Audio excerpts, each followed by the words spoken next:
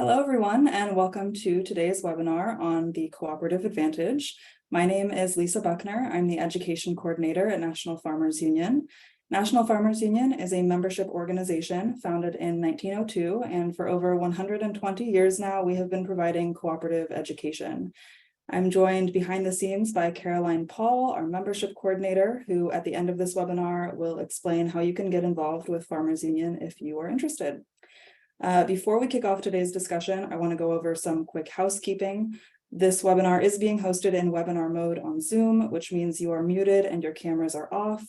If you have a question or comment, feel free to add it to the chat or the Q&A. Also, this video is being recorded and the recording will be posted on our YouTube channel in the coming days. National Farmers Union hosts a number of co-op related webinars throughout the year, and you can watch our past webinars on our YouTube channel. If you'd like to be notified of our upcoming co-op programming, you can subscribe to our co-op newsletter, and a link to that will be in the chat.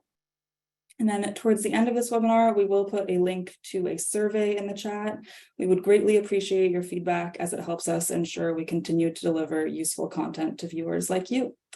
But without further ado, we are joined today by Adam Schwartz.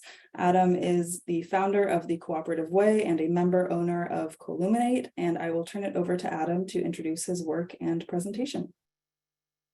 Thank you so much, Lisa. I really appreciate it. And thank you to the National Farmers Union for hosting this and the whole series on cooperatives. I greatly appreciate all your support. And let me say right at the outset that I am full of bias. And my bias is that I believe that the cooperative business model is the best business model on earth. And I hope to share a few of the reasons why I believe that. And I certainly welcome your input, your questions, your challenges to the things that I'm going to talk about today. We'll be together probably for about 30-35 minutes or so. During the session, I'll have a few videos to showcase a few points and to make some additional comments based on what we see in the videos as well. So with that, I'm going to share my screen and begin the presentation. Right. So what I believe is that the co-op business model is the most in tune with us as individuals and humans, the way we go about living our life. And so for me, it's important that we make the best and highest use of this business model going forward. And so one of the things that I hope to do here is to offer a few ideas, methods, and ways we can use the cooperative as a real strategic advantage. I'm a big believer that we have to live with hope. That's what gets me out of bed in the morning, but hope needs a strategy. And for me, the best strategy is the cooperative. I am fortunate that I've been able to work in a variety of different sectors with co-ops of all different types. And I'll certainly talk about that throughout this session today. So in my talking and writing about co-ops, I'm always looking for new ways of how we can introduce this wonderful business model. And I got to thinking about the natural world. And what do birds do? They fly in flocks. What do fish do? They swim in schools. What do animals do? They roam in herds. And so what do humans do? Well, we form cooperatives for the same reasons that our furry, feathered, and scaly friends do. There's efficiency in coming together. There's protection in coming together. And quite frankly, it's just more fun when we come together. I'm a big fan of quotes. This is one of my favorites because it really is true that in order for us to make a real difference, we're going to have to figure out a way to work together. And I know it's very common these days, the narrative is that what a divided society we live in here in the United States.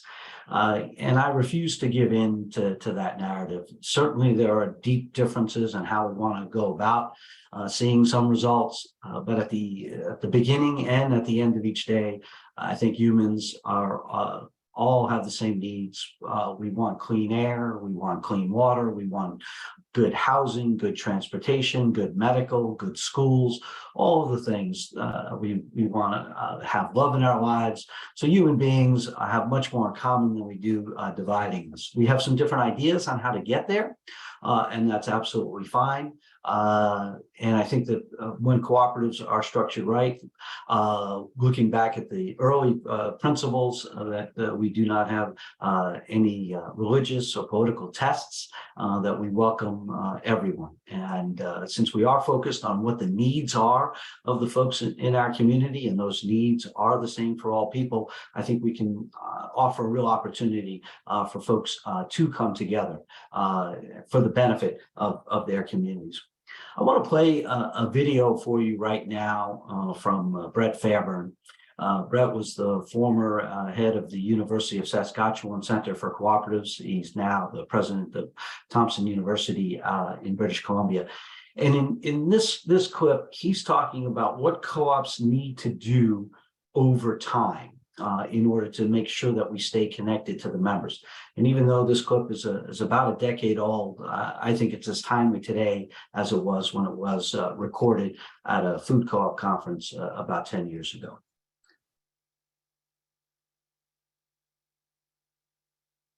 The idea of alignment, that when things are working well, what you've got is members and a co-op that's meeting their needs. You've got a co-op that has a niche in the market and that is economically successful, and it all lines up, that what the members are getting from the co-op is an economically viable, sustainable, successful service that has its place in the market. You cultivate this alignment in a whole variety of ways. It's about the business, it's about the planning, it's about all of those connections between the co-op and its members and the market on the other side. So when times are good and when the co-op is functioning well, I think that's kind of the picture.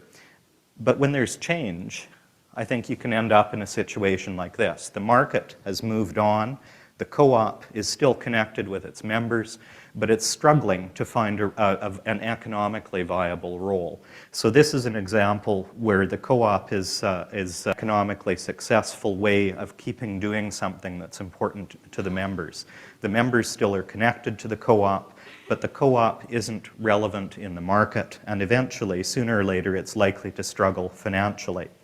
I think you can also have this kind of a situation where the co-op moves with the market and leaves the members behind. So here you have an economically successful co-op, but the members no longer understand what it does for them. It's not tied to them, they don't see the benefit from it. And last of all, I think, of course, you could end up in this situation, which is the market's moved on, the members have moved on, the co-op is left behind. So you don't want to end up there. So what do you do in a situation like this? So here's where, I thought of this word stretch, but it's a stretch by the co-op to remain connected to the members, to remain connected to the market, and to pull the two together and keep them connected. So to do this, the co-op's going to have to change somewhat. It's going to have to bring the members along to understand that, and it's going to have to find some new ways to connect to where the market has moved to. I think Brett hits on a number of really great points there, and I'm just going to share a couple of screenshots from his presentation just to help reiterate some of the points. So clearly, this is where we are when the co-op is forming, and in the first hopefully few years, that there's really this really nice alignment between the members, the co-op, and the market. It's doing what it needs to be done. And whatever kind of co-op we're looking at, whether it's in agriculture or consumer, electric, or food co-op or credit union, purchasing co-op, that there is this alignment when it gets started. And then things happen. Co-ops operate, obviously, as part of larger industries. So one of the things that you might be thinking about, examples of this. So markets will change. There will be differences. So in, let's say, the credit union space years ago, when ATMs were first introduced, then we have mobile banking and picture banking. Organic foods is now readily available in places like Walmart, in addition, of course, to all the food co-ops around the country. In the energy market, we're seeing disruption there, where there are other players who are offering the ability to offer electricity for people's homes through distributed generation. All right. So that's what's going to happen. The markets are going to be in movement. And then the question is the co-op going to be able to evolve with it? And in some cases, the co-op does, right? And sometimes what we see in this stage is that the co-ops start to act in such a way as that the market is more important than the members. And obviously that it has great risk to the long-term viability of the cooperative and people feeling connected to the association. So maybe the co-op has seen some great growth and thinks that now they are a market player. So we need to be mindful of the fact that we need to stay connected to the members. Of course, there are times when the co-op refuses to change, and there are numerous cases where co-ops have gone out of business because of their failure to stay connected either to the members and to the market. And clearly, we don't want that to be the case going forward. So I really appreciate Brett's use of this idea of stretch, of being able to change. The way I look at it, co-ops should do everything they possibly can to be saying yes to the members. Can they be all things to all members at all times? No, that's unrealistic. But certainly keeping an open mind going forward as to the kinds of goods and services that they're going to offer, and making sure that we are in touch both with the members and the market so that we can continue to bring real value to the members. Without change, there can be no progress. So certainly we need to continue to be able to do that. And of course, we operate in a market, we all know this company, Amazon. All right.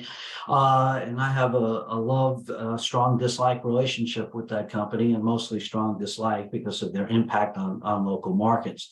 But what I certainly can appreciate about Amazon is that they know their customers. All right. If you order a book on gardening, the next time you go to the Amazon site, you'll see a push message for maybe something about soil. All right. So clearly, Amazon has figured out how to know their members and offer them convenience. What I'm hopeful that we can do, and given that co-ops exist in all sectors of our economy, pardon me, that we will be able to have that Amazon-like efficiency while making sure that we are locally rooted in our community and really focused on serving our members, not just a financial bottom line. And one of the things I think that we need to do in order to ensure that we are going to be viable for the long term is to confront the reality of what the market is telling us, what the members are telling us, that we don't use our past success as a reason not to do something in the future. And it's hard to get people to think this way, because the things that you've done in the past to be successful, you may very much have to change those going forward. So what I see that successful organizations do is we disrupt ourselves and challenge ourselves so that we can make improvements before they are forced upon us. Doing always the scouting, what's happening in the market, because just being a co-op, just saying we're a co-op is not going to be enough to satisfy everyone for us to have a long-term viable business. We'll always have the true believers with us, and that's great. They're a foundation for us, but we certainly need to be doing a better job attracting more people going forward. For a number of years, I was teaching as an adjunct at the University of Mary Washington here in Fredericksburg, Virginia. And one of my students came up to me and she said she was mad. And I said, "What are you mad about?" And she said, "I'm a senior in this school, and this is the first time I'm hearing about co-ops." And that's a problem. We don't teach enough about co-ops in school. Frequently, when I'm giving talks, I will ask the audience how many folks learned about co-ops, anytime from grade school to graduate school. And typically in a room of 30, maybe one or two people will raise their hand. So we need to do a better job about educating people about co-ops. But until it's part of the formal education, one of the things that certainly we're going to need to do is do a better job of onboarding employees and directors so that they fully understand the benefits and the unique attributes of this cooperative business model. And of course, we're not just a U.S. phenomenon. We exist in most countries around the world. And at the heart of it is that we can be a viable economic business and yet also have a social purpose. And that got me thinking about some of the life cycles of co-ops that I have seen. And certainly in the beginning, we start out very strong with that societal purpose, the serve, whatever it is, that good or service that we need to do. And then as it matures, I think we find a good balance.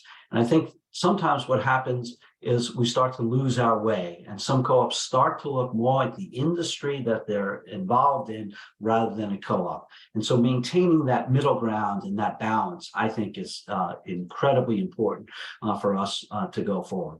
I'm going to play another video for you now. This video comes to us from our friends at the National Rural Electric Cooperative Association.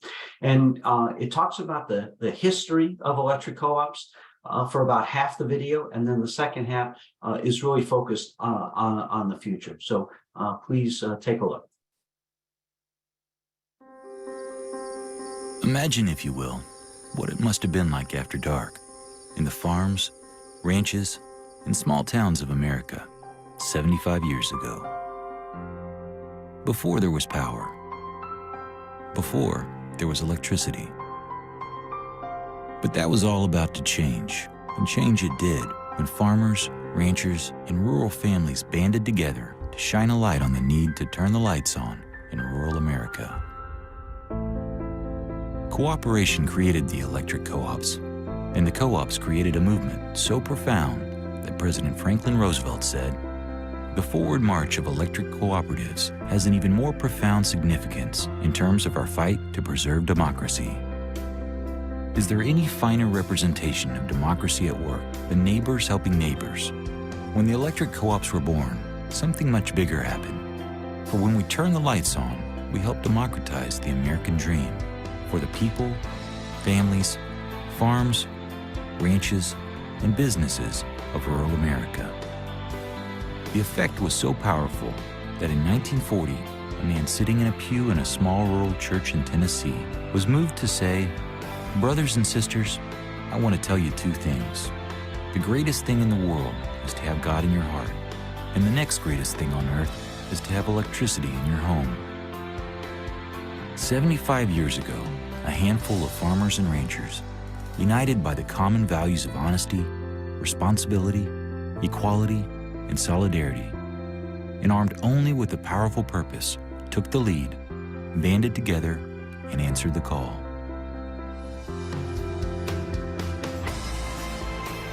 Today, a new generation of electric co-op members, just like the farmers, ranchers, and rural families did 75 years ago, must again answer the call.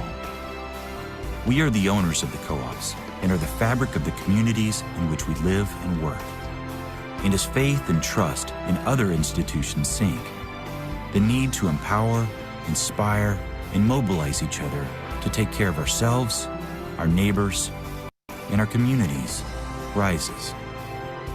Let it be known, it is time for this new generation to turn the lights on again, to power, protect, and grow our communities, not just with the electricity of our infrastructure, but with the electricity of our purpose, passion, ideas, and will, to ensure that the quality of life in all of the communities in which we live and work is improved. For our purpose is a mighty one, to power communities and empower members to improve the quality of their lives. And when we live up to our purpose, we relight the American dream. Think back now about the profound impact our founding members made 3/4 of a century ago and grab hold of that same spirit, because we are the electric cooperative members of tomorrow, and our work has just begun.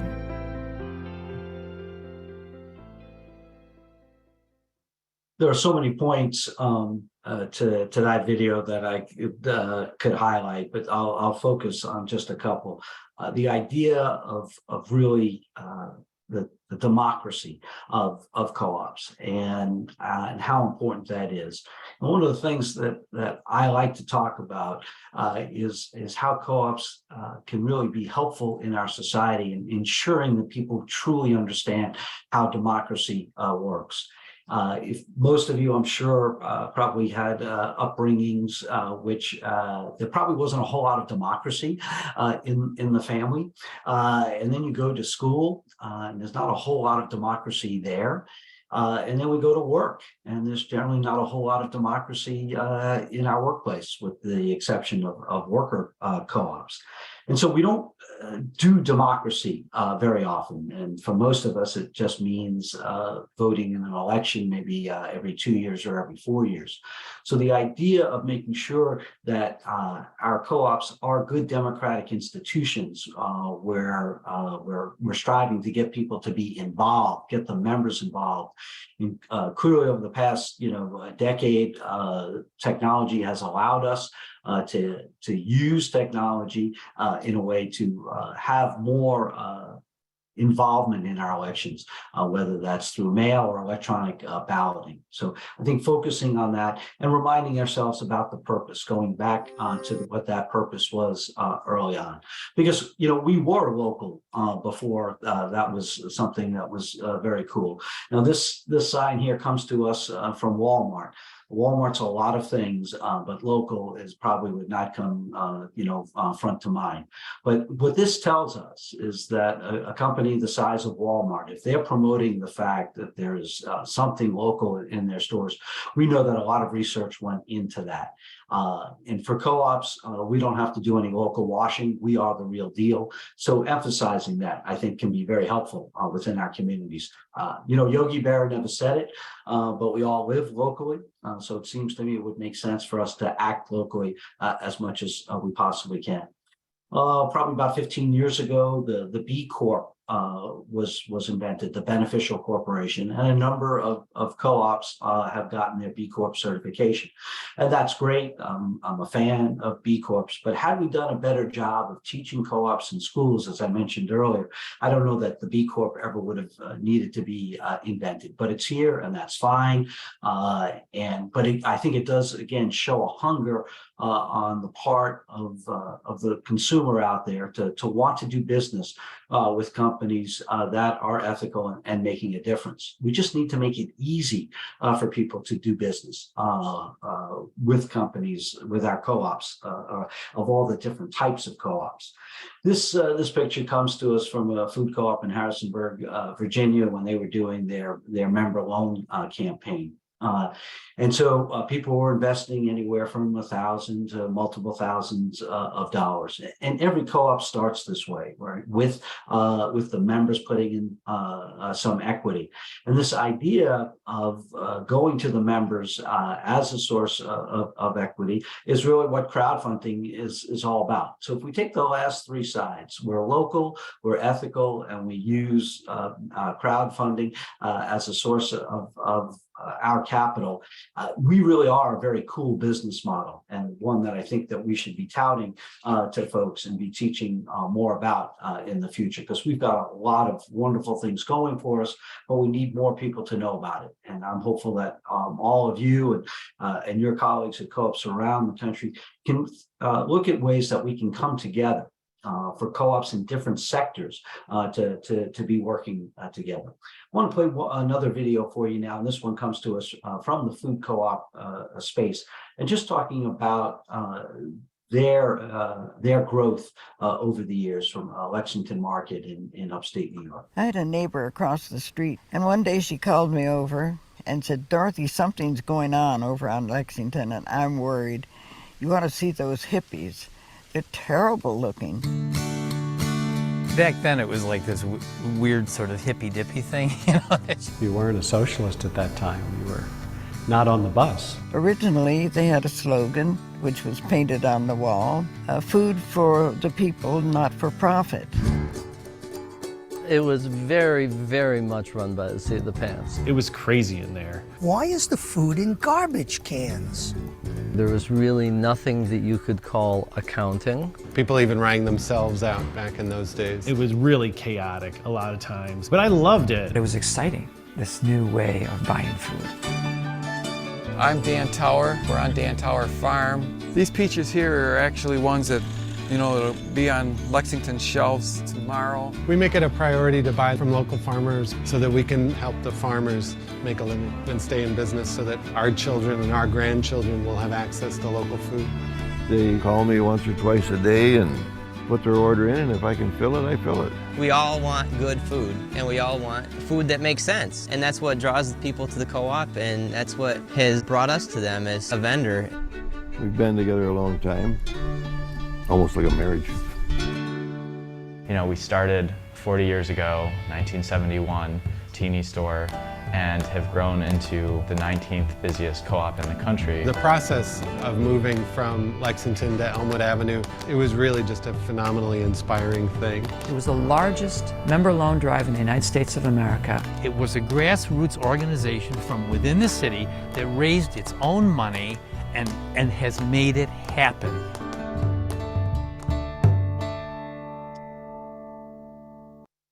And that is at the heart of who we are. Grassroots organizations doing for themselves what needs to be done. For many years, I spent as a lobbyist. That was my career when I first moved to Washington, D.C.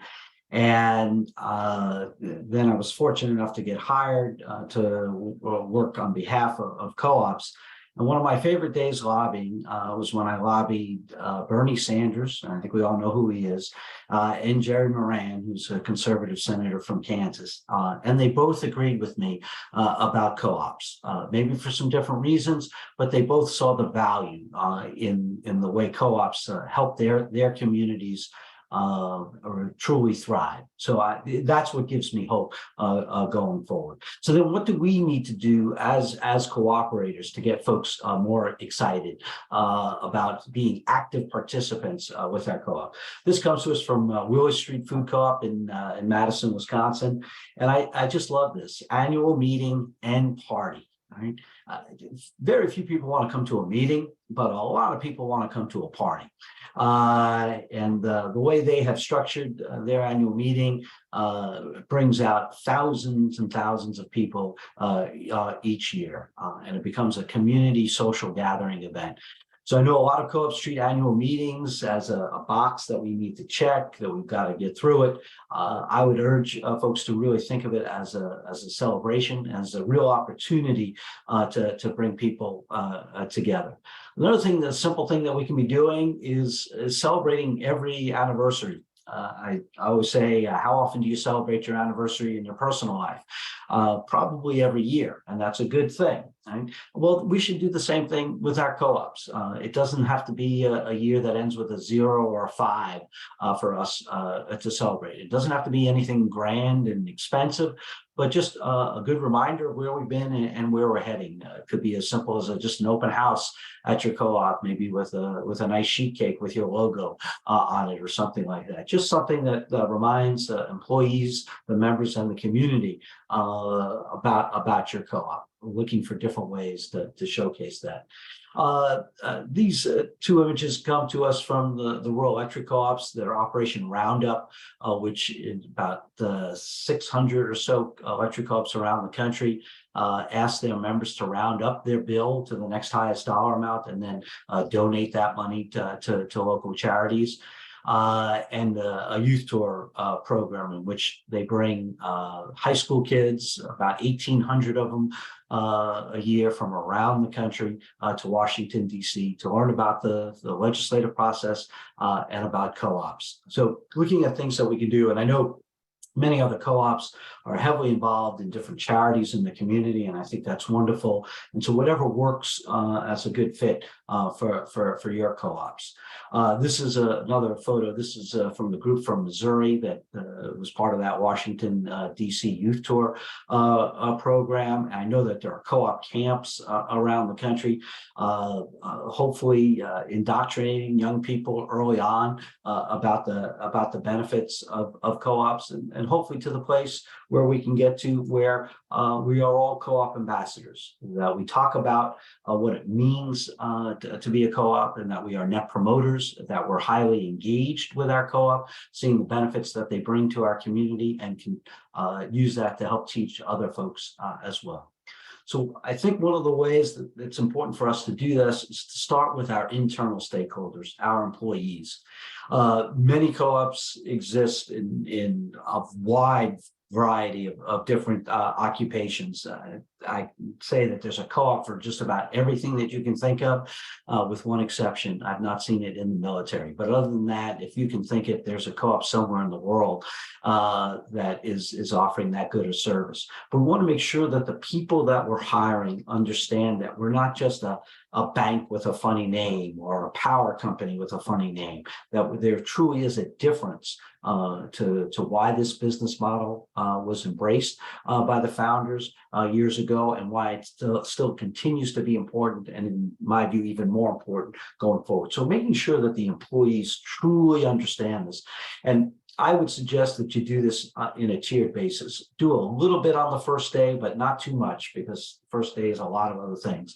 But within the first 3 months, making sure that people understand, and then maybe 6 months, 9 months, 12 months in, coming back to those new employees, asking if they have any questions, dribbling out some more information about the co-op business model, so that they can start to be aware of all the other types of co-ops out there. And then once we've done a good job of educating the internal folks, then starting the campaign with the external folks, making sure that the members, having a welcome member packet.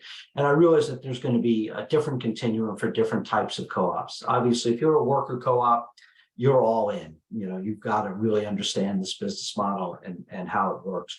Whereas consumer co-ops might have a lighter touch to it, but hopefully a touch that we can bring in and showcase going forward.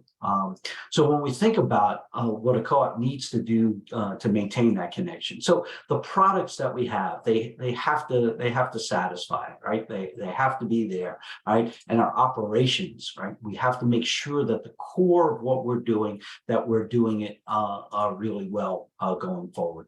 And then I think, you know, with transparent communications, that's one of the elements of building trust between you, your employees, and your members. It's not necessarily going to build alignment, but hopefully it's one of the foundations to build trust as well. And then hopefully what we're doing is using our co-op as a way of connecting people in the community. Again, focusing on that local connection to each other. I spoke about my feelings about what we can be doing on democracy and making sure that we're contributing to the shared understanding of that. And then hopefully that we're coalescing around the kinds of values that we have in the community and building that greater understanding. It doesn't mean we have to agree about everything, but that we see the value in being connected to one another. And if we do this correctly, then the members and the co-op are going to be rolling side by side along with one another, ensuring that we're keeping pace with each other and moving forward, and not fall into some of the danger zones that Brett spoke about in his video. I just love the name of this credit union, right? Emphasis on the members. I took this picture a couple of years ago up in Minnesota. I do want to play one more video for you. This comes to us from our friends in Canada, and it's a pretty simple description of the difference between a credit union and a bank. It's not particularly high budget, but I do think it's high impact. So take it easy. Hi there, my name is Larissa, and welcome to The Difference Between Banks and Credit Unions, presented by YoungFreeAlberta.com. Part 1, Structure, Profit, and iPods. The differences between banks and credit unions begin with their structure. Credit unions are democratic, kind of like Canada. When you make a deposit, you're buying a membership. Decisions are made by a volunteer board of directors who are elected by members like you. Because the board is also made up of members, decisions are based on what's best for the people. Yay! Banks don't have members, they have shareholders. Lots of the time the shareholders don't even belong to the bank in question. That's ironic, kind of like the end of Romeo and Juliet. Customers have no say in how the bank is run because a paid board of directors makes all the decisions. And guess what? Decisions are based on what's best for the small group of investors. But wait a second, you say. Just yesterday a bank offered me a free iPod if I start an account with them. That doesn't sound like a decision made solely for the shareholders. You have a lot to learn, young grasshopper. Banks, unlike credit unions, are profit-driven. They entice you with an iPod so that you don't pay much attention to your rates after you open that account. I can't hear you, la la la la la.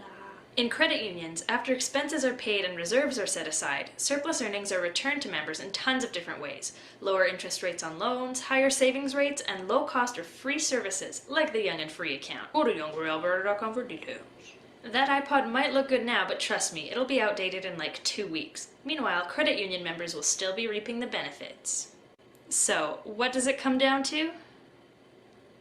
Hey, do you like my iPod? My bank gave it to me. Hey, do you like my long list of free services? My credit union gave them to me. Owned. As I said, not particularly high budget, but a very high impact. And I think you can swap out credit union for other type of co-op and bank for whatever might be the big box competitor in your market as well. This photo comes to us from the North Carolina State Employees Credit Union, and they're the second largest credit union in the country. And this mirrors in all their lobbies, and simply says, state employees credit unions meet SECU's owners, you're looking good. Just a simple little reminder. And for this credit union, it's just the tip of the iceberg. They also do a payday lending program. If you're familiar with that product, it is absolutely dreadful, charges exorbitant interest rates to consumers. And the folks at North Carolina State Employees came up with a different plan, a payday advance, in which you get financial counseling with that loan. They charge a much lower interest rate. And then when you pay the loan back, 5% of what you pay back in the loan goes into a savings account in your own name, so that you can be cycled off of this product. Incredibly popular, has helped drive tremendous growth for that credit union by simply doing the right thing. And that, in fact, is their mission statement, do the right thing. So again, showcases for me that co-ops that have the will can find ways to absolutely be very supportive of the folks in their community. I'm sure all of us as kids played this game, Monopoly. And, the object of this game, of course, is to have all the money and all the property and everyone else is bankrupt. Wow, doesn't that sound like a really wonderful place to live? My preferred place to live would be in a place where this game would be played. And this comes to us from TESSA, the Toolbox Education for Social Action. That's their website if you want to order the game. There's only one game piece. And everyone wins or loses depending upon whether you successfully form a co-op or not. So there are other ways out there that we can teach folks about this wonderful business model. One just last point I want to make about the idea of raising money locally. This was a project I worked on a little over a year ago. It was an electric co-op that wanted to go back to their roots and raise money from their members. And did so and was very successful, reached their goal in less than 6 weeks. So once again, reminding me, getting back to our roots and our core, we can be incredibly successful. I am on a campaign to have a Go Co-op license plate in every state. In addition to the states that you see here, we've recently added Arkansas and Texas. So if anyone's watching this, and wants to get a Go Co-op license plate, please do so and send it to me. And then hopefully we'll get all 50 states, and we can be, on cable TV telling the world how wonderful co-ops are. This is the hashtag I most often use on social media. I'm going to wind down now here with, again, offering my sincere appreciation to the folks at the National Farmers Union, Lisa, Caroline, and the whole team. It's been great working with you, and I hope that I've offered a few ideas and thoughts for people to take hold of. And if anyone's interested, I'd be more than happy to set up individual time to chat with you as well. So I will stop sharing my screen and kick it back over to Lisa. Thank you so much, Adam. I will give it a few moments if anyone has any questions for Adam to ask any questions in the Q&A box. But while we do that, I'd like to direct everyone's attention over to the chat. I did drop a link in the chat for you to take a very short survey. We would appreciate your feedback about this webinar. It helps us to continue to deliver quality educational resources to viewers like you. I do want to turn it over shortly to Caroline to give a short presentation about Farmers Union membership. And then if you have any questions for Adam, please leave them in the Q&A and we will answer those. Hi, National Farmers Union is a grassroots organization that has been the voice of family farmers, rural residents, and consumers across the nation since we were founded in 1902. We represent around 200,000 members across the country through legislative, educational, and cooperative work. If you would like to get involved or have any more questions about NFU, you can check out our website, nfu.org, which will be in the chat, or you can send me an email at cpawl, P-A-W-L, at nfudc.org. Thanks. Thanks, Caroline. We do have a few questions coming into the chat box. Adam, would you like me to just go through and read them? Yeah, sure. And I did notice one. Anything you might have seen on the last slide, I said it's not plagiarism, it's research. So anything that folks want to take from the videos, certainly get the word out there. Absolutely. Sadie asks, do you have any additional tips on how co-ops can stretch? Right. So one of the things that I strongly suggest is that you survey your members on a regular basis, so to make sure that we're staying in touch with them, I mean, as far as what their needs are, and the same thing for the employees as well. Employee satisfaction. Making sure that we're staying in sync with what the members want, what the employees are able to give, and it's constant. And so doing those kinds of surveys on an annual basis, I think, will give you a good clue as to what the members are interested in, and that can help the stretching. I know that I do a fair amount of work with electric co-ops, and about 200 of them now involved in offering broadband to their communities. Even though they were originally chartered to do electricity, they're seeing the need. Hopefully working in partnership with a lot of telephone co-ops and small telephone operators out there as well. Those partnerships, I think, are critically important. And look for other co-ops in your community as well that you might be able to partner with. We all share these 7 co-op principles. Let's use principle 6 of cooperation among cooperatives, not just in our sector, but beyond our sector as well.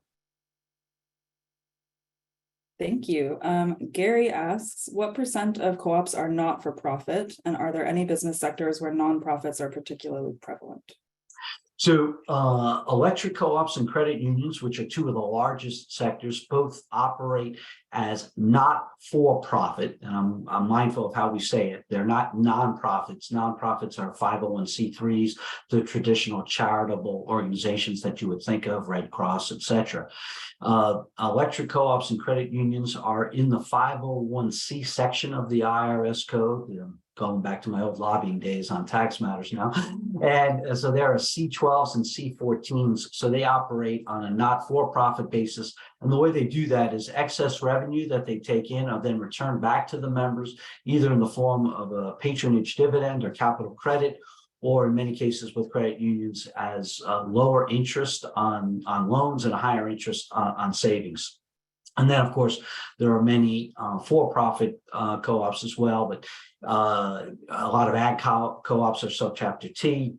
So there are a lot of nuances. And then many state laws now, Colorado, Minnesota, have multiple co-op statutes. I say that the business model is as flexible as Gumby, right? We can really twist it into what we need to. So I would urge people to explore significantly if they're thinking about starting a co-op, what enabling statute might best serve you.